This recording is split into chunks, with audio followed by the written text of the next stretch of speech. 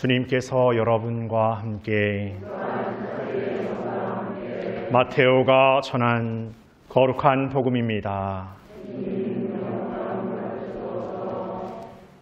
그때 예수님께서 수석 사제들과 백성의 원로들에게 말씀하셨다. 너희는 어떻게 생각하느냐? 어떤 사람에게 아들이 둘 있었는데 맏아들에게 가서 얘야 너 오늘 포도밭에 가서 일하여라 하고 일렀다. 그는 싫습니다 하고 대답하였지만 나중에 생각을 바꾸어 일하러 갔다. 아버지는 또 다른 아들에게 가서 같은 말을 하였다. 그는 가겠습니다 아버지 하고 대답하였지만 가지는 않았다. 이들 가운데 누가 아버지의 뜻을 실천하였느냐? 그들이 맏아들입니다 하고 대답하자 예수님께서 그들에게 말씀하셨다. 내가 진실로 너희에게 말한다. 세리와 창녀들이 너희보다 먼저 하느님의 나라에 들어간다. 사실 요한이 너희에게 와서 의로운 길을 가르칠 때 너희는 그를 믿지 않았지만 세리와 창녀들은 그를 믿었다. 너희는 그것을 보고도 생각을 바꾸지 않고 끝내 그를 믿지 않았다.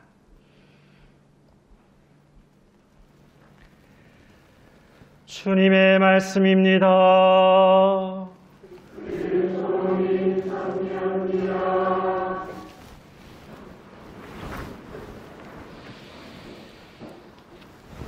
참미 예수님, 오늘 복음에 두 아들이 등장하는데 맏아들과 그리고 또 다른 아들, 둘째 아들인지 셋째 아들인지는 모르겠습니다만은 맏아들이 아닌 둘째나 셋째나 혹은 넷째 아들일 수도 있겠습니다. 첫 아들은 맏아들은 아버지가 포도밭에 가서 일하라고 하니까 싫다고 말했지만 다시 생각을 바꾸어서 이렇게 일하러 갔습니다. 그리고 또 다른 아들은 가겠습니다 아버지 했지만 결국 가지는 않았습니다. 이 복음 이야기를 들으면서 첫 아들인 맏아들이신 분들은 조금 이렇게 역시 맏아들 이렇게 생각하실 것 같고 맏아들이 아닌 저와 같은 분들은 왜 복음에서는 이렇게 맏아들만 또 장자만 또 이렇게 챙기는가 하는 약간 좀 비꼬은 생각도 좀 들 것 같습니다. 저 역시도 오늘 복음을 보면서 우리 집으로 비춰봤을 때 훨씬 막내 아들이 더 잘 갈 것 같은데 이런 생각을 저 스스로 이렇게 해보게 됩니다. 근데 중요한 것은 어떤 흑백의 논리에 빠지지 않는 게 필요한 것 같습니다. 그러니까 가기 싫습니다 해서 간 맏아들의 행동은 옳았고 그러지 않은 아들 가겠습니다 하지만 가지 않은 둘째 아들의 행동은 옳지 못했다고 볼 수 있지만 이 둘째 아들도 다시 생각을 바꾸어 갈 수 있는 여지가 있다는 거죠. 그러니까 우리는 어떤 면에서 이 맏아들과 같은 모습이 있고 이 또 다른 아들과 같은 모습이 우리에게 있습니다. 한편으로 늘 뭔가 하나님의 뜻을 요구받을 때 일단은 거부하거나 내 삶의 것들에 불편해지는 것이 싫어서 외면하다가 결국에 다시금 하나님의 뜻을 깨닫고 실천하는 사람이 있는 반면에 늘 그것을 실천한다고 입으로 말은 하지만 실천하지 못하고 있는 우리가 있습니다.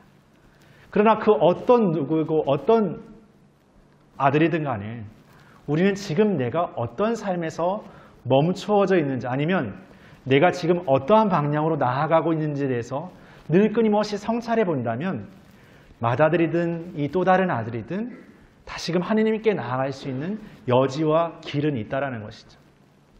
율법학자들과 바리사이들을 예수님께서 꼬집어서 여러 가지로 그들을 반박하는 이야기를 복음에서 들려주지만 그들도 하느님의 부르심을 받는 사람들입니다.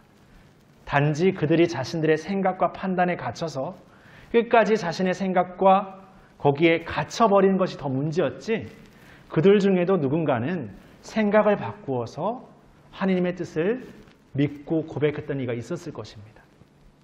우리 역시도 나는 맏아들과 같은 존재야 아니면 나는 그렇지 않아 저 사람은 또 다른 아들 같은 존재야 라고 말할 것이 아니라 우리 스스로 안에 어떤 모습의 우리가 있든 우리가 가야 될 새로운 여정은 그분의 부르심 안에 끝까지 응답하는, 늘 새롭게 응답하는, 다시 새롭게 응답하는 삶이 되는 것이죠. 그러게 우리 서로를 판단하거나 단정짓는 그런 우둔함을 벗어던지고 늘 새로운 시선 안에서 서로를 바라볼 수 있는 새로움도 가져야 되는 겁니다.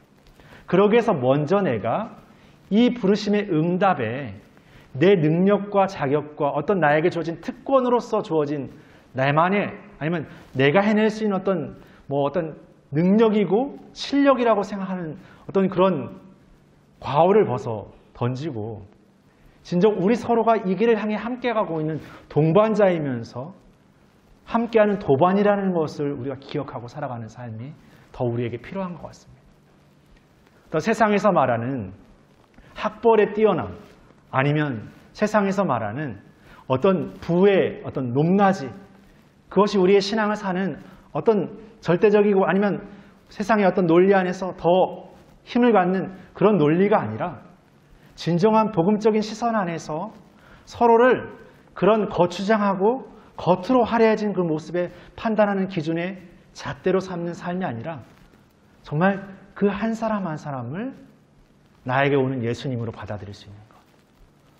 오늘 창녀와 세리가 그 어떤 이들보다 그 예언자를 더 받아들이고 믿고 고백했다라는 예수님의 말씀 안에서 우리가 이 믿음의 여정을 가고 있는 여정 안에서 우리도 얼마나 큰 죄인이고 나약함을 살고 있는지, 그러기에 우리가 그분을 따르는 삶은 끊임없이 그분 앞에 겸손함을 청하고 그 겸손의 삶으로서 진정한 우리 서로를 복음적인 사랑으로 대하는 그 삶의 시간들을 끊임없이 살아가는 삶이 없이는 우리가 이 신앙을 어떤 우리의 세상적인 잣대로 더 열심히 살고 있다, 더 잘하고 있다 감히 말할 수 없을 겁니다.